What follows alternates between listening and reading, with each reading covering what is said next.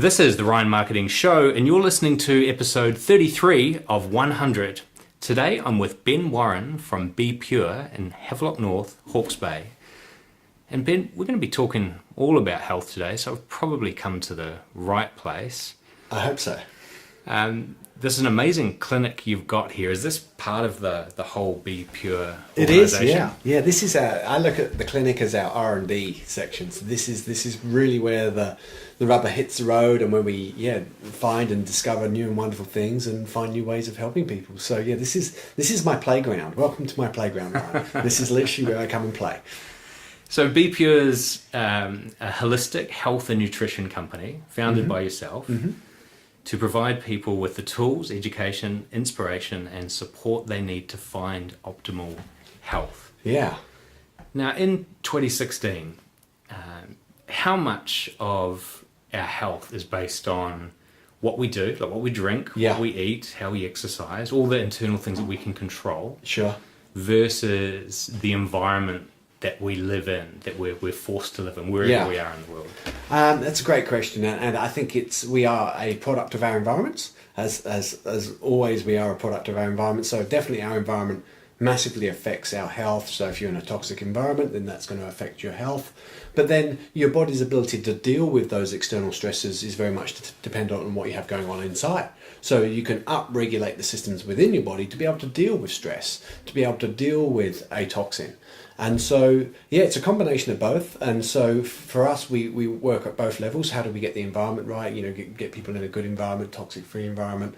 And then how do we have their body's metabolic pathways work as well as possible so they can detoxify these things? Because in the modern world, we live in a toxic world. We're not living in a world like my grandparents, when they grew up in the war in the UK, but they were, they're eating pretty good food, and there was a pretty low level of toxins in the environment. And these days we don't live in that world, so we have to, really work hard to have our metabolic processes work well. Okay, so the environment has changed and it's evolved, and us as human beings haven't potentially caught up with those environmental That's probably changes. fair to say, yeah. When did you discover or decide that these two paths were kind of moving away from each other, and there was an opportunity to help people through health? Yeah, I guess I never really saw an opportunity until only a year or two ago, which sounds crazy because I've been doing this for, I've been 12, 13, 14 years. And so for me, I just was like, this is incredible and I want to help people. And so it really just spawned out of my own passion. It was literally just, I have a passion. I started learning some of this stuff myself, and I was just like, this is incredible, people need to know this. And that's I wanted to help more people. And so the business fell out of my passion to help more people. And it's really only in the last couple of years that we've suddenly started sitting back and going, wow, there is actually not only an opportunity, but a need. There's a huge need for what we do in the modern world. And so, hence there is an opportunity. So what are some of those things that you've discovered in terms of health? I know on your site you talk about adrenal and the well-being there, and something around xenoestrogen. Xenoestrogens, like fake estrogens, oh my gosh. Some of the things I've discovered. Wow. Some of the key things. My gosh, there's so many things. I'm going to start off essentially with nutrients first and foremost, is because all of your metabolic pathways within your body are dependent on nutrition, dependent on vitamins and minerals. And if you haven't got a vitamin or mineral, that pathway can't work. It's literally that simple. For example, so serotonin, your feel-good happy hormone, is zinc dependent. So if you haven't got zinc, you can't make serotonin. It's that simple. And so you're going to be depressed. Right. So, because you can't make it. And so, for me, really learning and seeing, why we are so deficient, why the soils are so deficient, and then testing thousands of people and seeing, thousands of people have multiple deficiencies in these key nutrients. For me, it's probably, it's crazy. It really is. I still can't believe it myself, and I've seen it. But that, I guess I have learnt that, and I've seen that, and that's and just what happens when you get these nutrients in people's bodies. Their bodies respond really well. So is it a matter of, because you're kind of different to the high street shop that would sell zinc over the counter, for example. You take more of an analytical or audit the body first. Yeah. What are you seeing in patients and in general? Like, what are we deficient in now? Yeah, we see selenium massively deficient. We see vitamin D massively deficient. We see zinc massively deficient. We see magnesium massively deficient. Iodine massively deficient. So these are common things that we've tested All Blacks. We've tested Olympians. We've tested a lot of some of the fittest people in the world. We've tested a lot of the we have a lot of top CEOs as our clients, because they get in their 50s and then suddenly realise, incredibly successful in their lives, but they suddenly realise they need their health, and they've often compromised their health from working 15 hours a day for weeks on end. And so and we've yet to see anybody who's not sufficient, who hasn't got all the nutrients they need. So I've never seen anybody who has all the nutrients they need when we've tested them. So so I can't really, what does that look? I've never seen somebody. So what we try and do is then replenish them and see what happens to if they're an athlete, their performance, or if they're a CEO, how do they feel? Can they tolerate stress better? Do they have more energy to enjoy their life on the days that they do have off, or are they, just smashed and still just having to stay in bed because they're tired?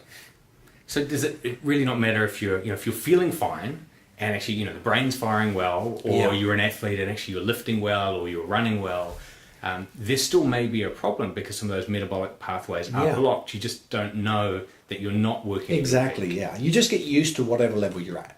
So whatever level you're at, you get used to it, and you think that is normal, and you think everybody's at that level. And so it's not until you suddenly get a lift up, or for a lot of people, they have a medical emergency, which is a lift down, which then makes them realise, I've got to do better. But so there's just levels, and so what we're looking to do, so it doesn't make any difference to me whether we're working with somebody with a chronic health issue or an Olympic athlete. We're looking at how do we just make their bodies work better, and how do we have them be healthier.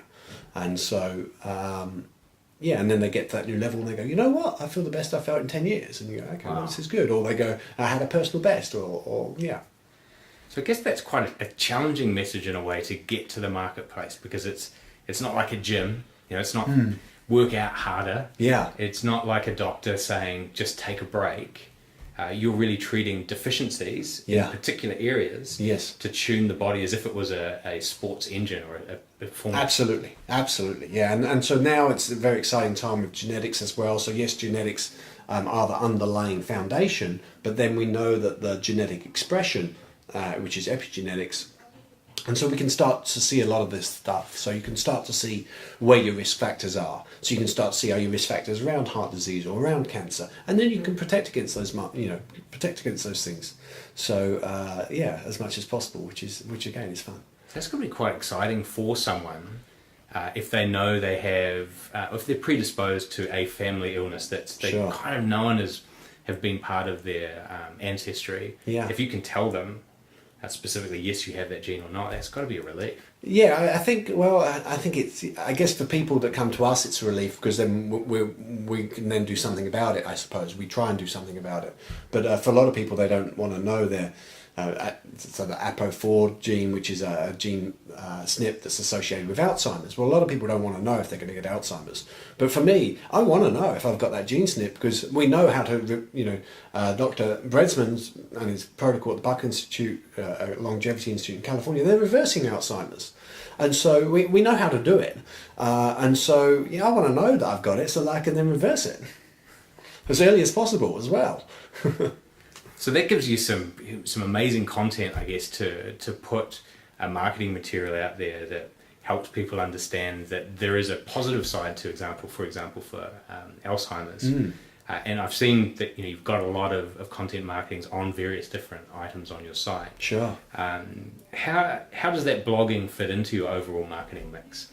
I think it's all part of the trying to tell a story around what we do, because it's very difficult for me to explain what we do unless I'm telling a story. So it's easy for me to sit here and tell you because I'm telling a story, but it's very difficult to then try and put that in a succinct sentence. Well, what do you do?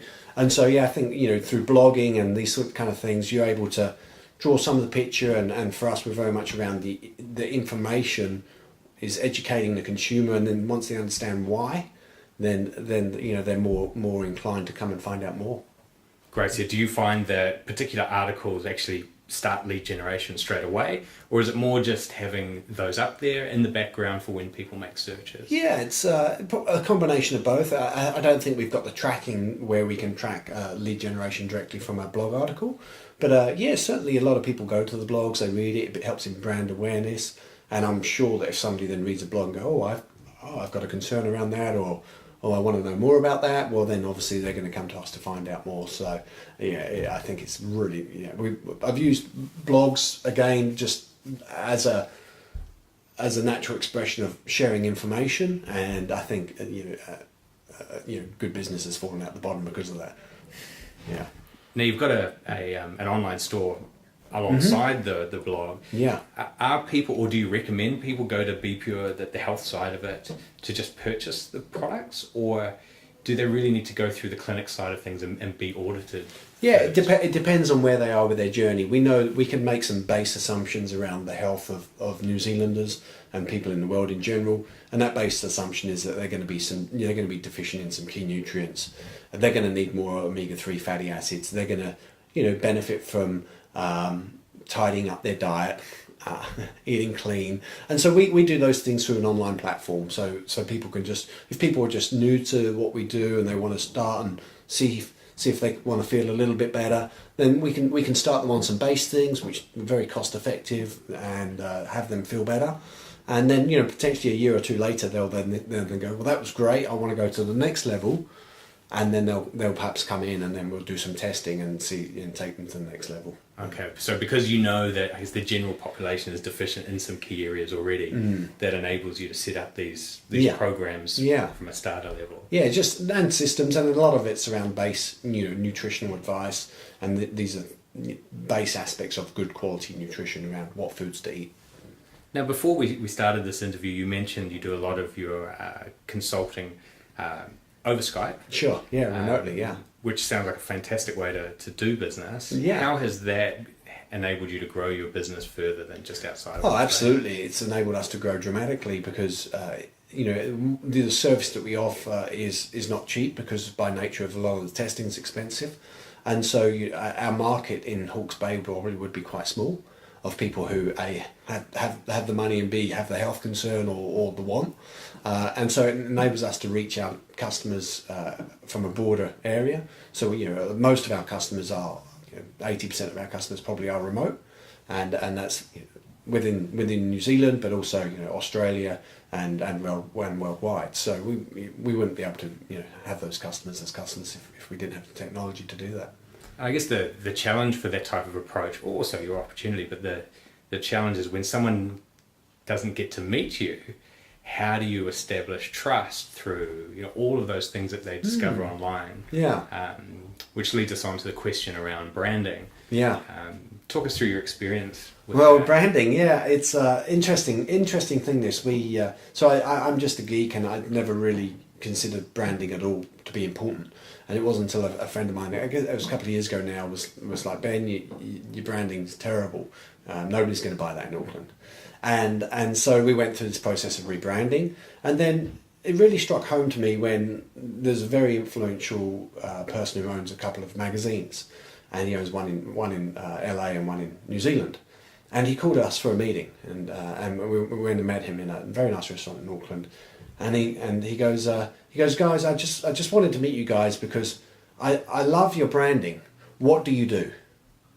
And he didn't even know what we did. He just loved our branding, and this guy's impossible to get a meeting with, and we got a meeting with the main guy just because of our branding. And I'm sitting there going, this is nuts. This guy only wants to meet us because he loves our branding, and yet he has no idea what. And since that time, we've gone on and been able to help him with his health. He's a huge advocate. He's a client, and we've had access throughout his whole network because of our branding. And so for me, that just drove home how important branding is. Certainly is. That first part, if you can pique someone's curiosity around what you do, or just stop them enough to take a second look, then that's the first objective. That first tick box of branding is done. Well, I guess we've done okay on that front because that was kind of crazy experience. Now you're not just a brand. You still go out and do events and seminars around New Zealand. How important is that to the Be Pure business to actually go out and meet?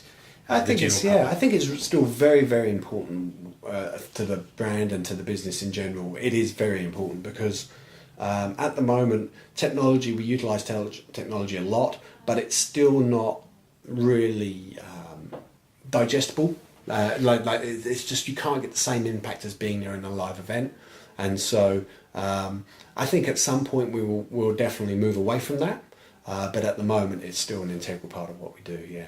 Have you played around with any of the new tools where you can sort of live broadcast using Facebook Live at the events and kind of do a sort of crossover? Yeah, we have done. We've done some Facebook Live feeds, and we do a lot of video content anyway. So it's definitely coming, and I certainly see within the next few years that we will be purely in the cloud.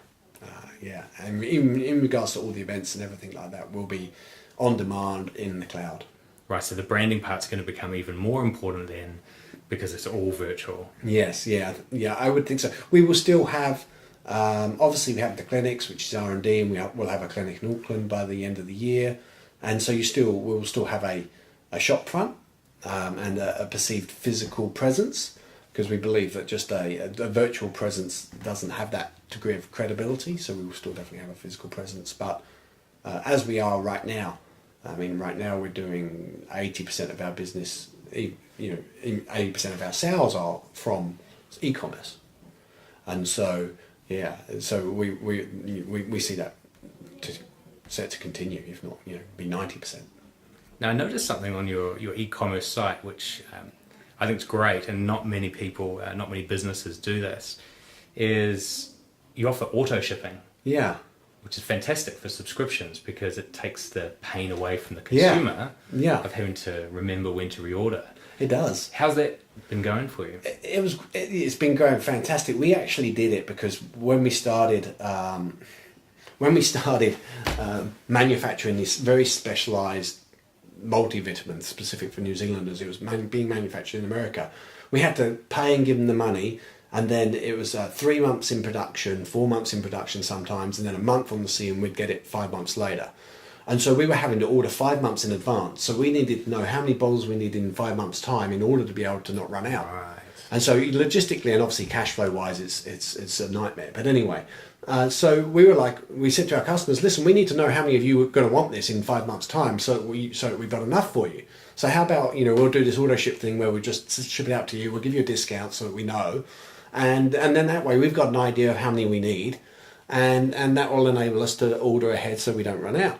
And so it was really a win-win-win situation. And now looking at it, it's incredible because obviously that's our bread and butter, that's our cash flow. We know pretty much how many bottles we're going to sell tomorrow, even though we haven't sold any bottles yet tomorrow. That's great. That forecasting gives you that confidence to be able to keep ordering. It really does. That cash flow confidence is really huge, especially when you start making big decisions around the future and where your investments are going to be. So if someone's listening at the moment thinking, I'm not sure if my health is exactly where it needs to be. Sure. Where do they start? They'd start at bepure.co.nz and so bepure.co.nz. Blatant plug. I would start there, and then I'd also start with your GP. Go to your GP and have a health checkup. Get your cholesterol levels checked and get all that jazz. Get your blood sugar levels, HbA1c checked, and get a full workup. And if anything comes back, you might not necessarily want to take a medication. And if you don't want to take a medication, then start looking at some diet and lifestyle factors to see if you can improve it that way. Is there any particular blog articles you've written recently or some of your team have written that would make a good starting point for getting educated? I guess people's point of access is different for everybody, because often people will come in with their own health concern, and so there's not really, so it's very, and this is one of the biggest problems we've had with marketing Be Pure, is with Where to start? where to start, because we're not niche. Yeah. We're not niche, and that's one of the biggest problems, is that we're trying to be everything to everyone, and that's very difficult to market. And so that's one of the biggest problems. So what we try and do these days is we've tried to break out what we do down into niches, and then talk directly to those niche concerns. So like with women's health and xenoestrogens, which are molecules that mimic estrogen. So we'll write articles on that. So women who are searching for how do I balance my hormones will end up at that blog article. Right. Whereas men who maybe have high cholesterol, and so that they'll end up on our high cholesterol blog article. So we try and actually break our market down into niches, and then market to the niches, because otherwise we've really struggled long term. Trying to market being everything to everyone. Yeah, and I guess you've done a very good job, because you are using those different channels. Like, you've got some great content on Facebook, almost 36,000 fans there. YouTube, I see your face talking in these little short, irresistibly concise 2 to 3 minute parts, which are very easy to watch just on my phone. And you've got the events. What's the next event you've got coming up? Yeah, we've got a gut events in Tauranga, and then the South Island, and then also a one-day seminar in Auckland. So a bit of a mix-up. So but I still get to spend probably 60 to 80% of my time in the clinic. It's like I say, it's my playground. And when you're not working, what when do you I'm do not to working, relax? I surf. Surf and play with. I've got a 5 and 8 year old, so just like to play on the trampoline with them, really. So. Excellent. Well, it's been fantastic meeting you today, and to understand a little bit more about the backstory for Be Pure, Ben. Well, thanks very much for having me. I appreciate it. Oh, you're welcome. Thank Cheers. you. Thanks. If you like this episode, remember to subscribe for free on iTunes. Simply search for The Ryan Marketing Show in the iTunes Store.